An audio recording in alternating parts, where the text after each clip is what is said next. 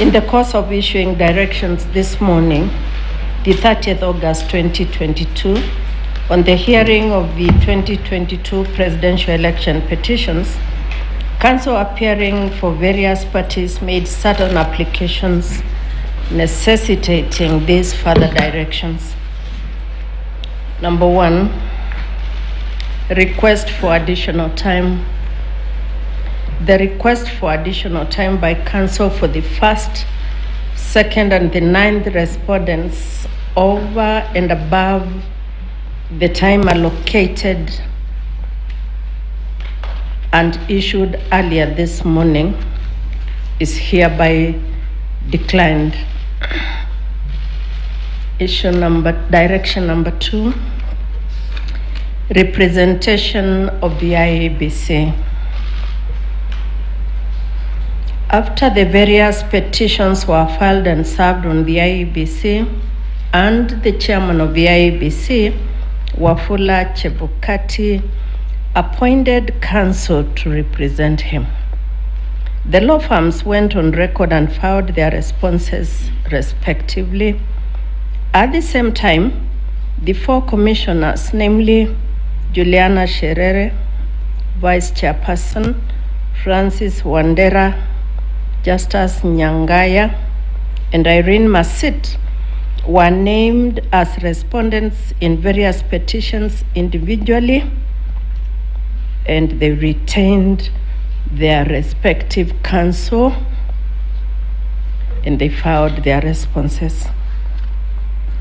On the 27th of August 2022, the firm of Issa and Company Advocates lodged a notice of appointment of advocates that is dated the 26th August 2022, purporting to act for the IEBC.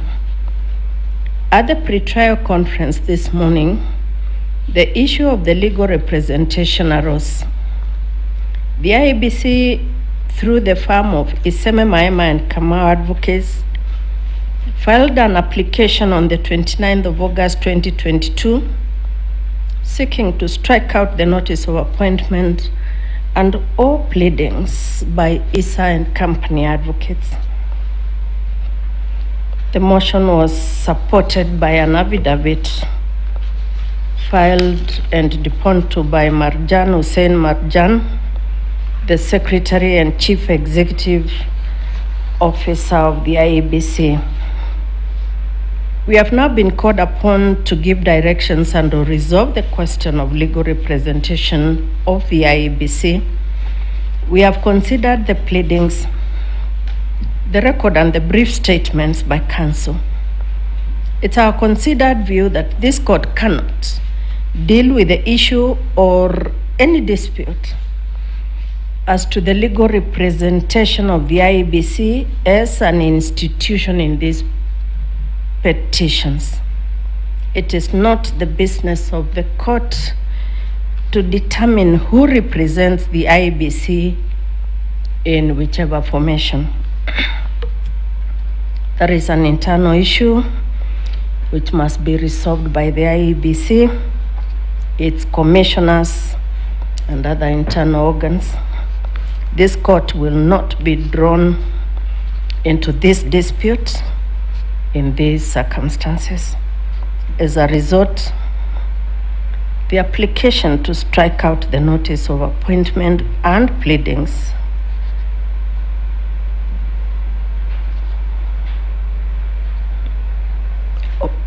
ignore what I've just read.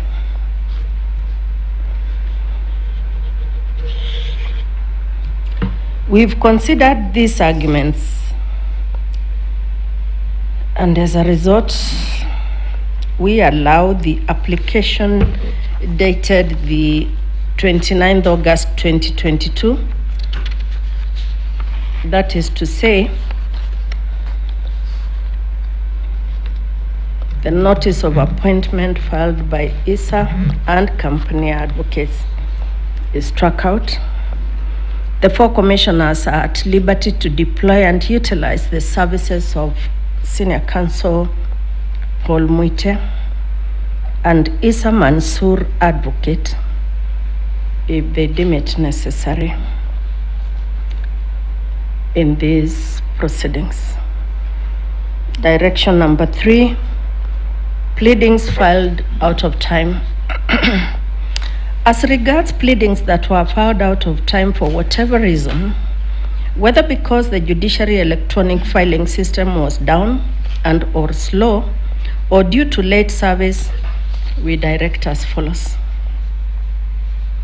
On account of the dictates of Article 48 of the Constitution of Kenya 2010, in respect of access to justice and the national importance nature of the presidential election petition, we direct that all pleadings that were filed out of time, including those that were filed by 2 p.m. today, be and are hereby deemed to have been filed in time.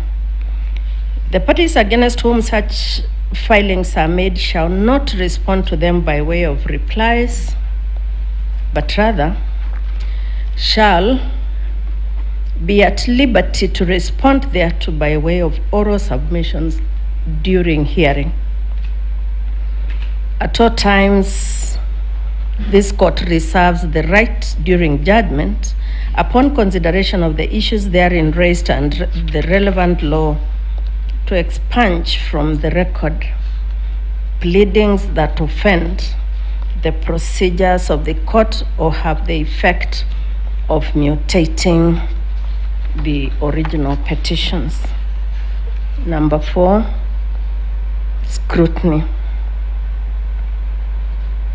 We direct the Inspector General of Police, in liaison with the Registrar of this court, to provide adequate security during the exercise of scrutiny. Direction number 5, additional counsel. Excuse me. The number of counsel permitted in the courtroom beginning tomorrow remains as directed by this court this morning and shall be firmly enforced.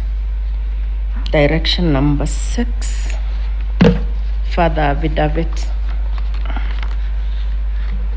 Learned counsel for the first respondent, the Honorable William Samuel Ruto, has informally applied for leave to respond to 2 affidavits presented by the Attorney General in petition number E007 of 2022. With effect from today, the 30th day of August 2022, 2 p.m., as indicated in paragraph 3 above, the court will not entertain any further lodgement of pleadings.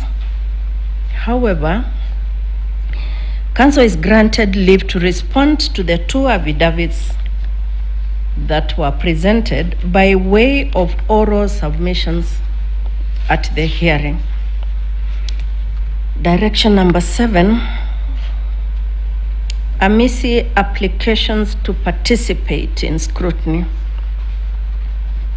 Mr. Charles Kanjama, Senior Counsel, Counsel for the amicus John Walubengo, Counsel for the amici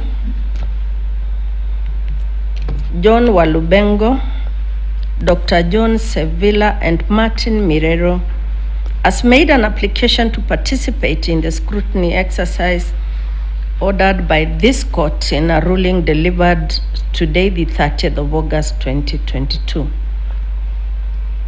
He now wishes to make a report on the same and, if need be, amend his amicus brief, which is already on record.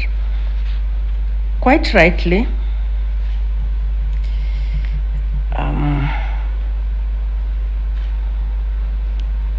apologies, we will omit that bit. This is the direction. The role of the amici ought to be limited to the written brief. That's common knowledge. Indeed, when we admitted Mr. Kanjama's client in this matter, we specifically stated that the amici will not make oral submissions and shall rely solely on their written brief.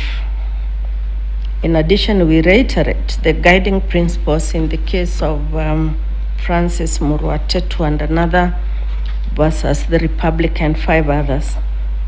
Supreme Court petition numbers 15 and 16 of 2015 consolidated, 2016 EKLR, and an amicus curiae shall not participate in interlocutory applications unless called upon by the court to address specific issues.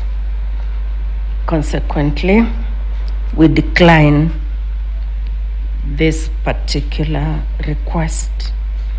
Those are the further directions of the court, and they are signed by the 7 of us. Thank you, Judge President.